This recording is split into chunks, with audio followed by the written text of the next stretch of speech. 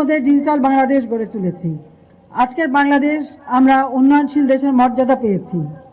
এই কোভিড-19 এবং যুদ্ধ, ইউক্রেনের যুদ্ধ, রাশিয়া ইউক্রেনের যুদ্ধ এবং স্যাংশন যদি না হতো তো বাংলাদেশ এতদিনে আরও অনেক দূর আমরা এগিয়ে যেতে পারতাম। তারপরেও জাতির পিতা জন্মশতবার্ষিকী 2020 সালে আমরা উদযাপন করেছি, 2021 সালে স্বাধীনতা সুবর্ণ জয়ন্তী উদযাপন করেছি। এই সময় বাংলাদেশ উন্নয়নশীল দেশের মর্যাদা পেয়েছে।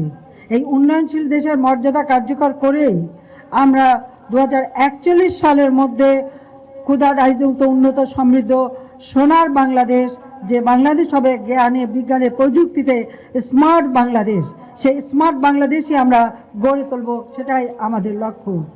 আমাদের ব্যবসা বাণিজ্য শিক্ষা স্বাস্থ্য আমাদের সরকার সব কিছু স্মার্ট হবে এবং আমরা সেই ডিজিটাল ডিভাইস ব্যবহার করব।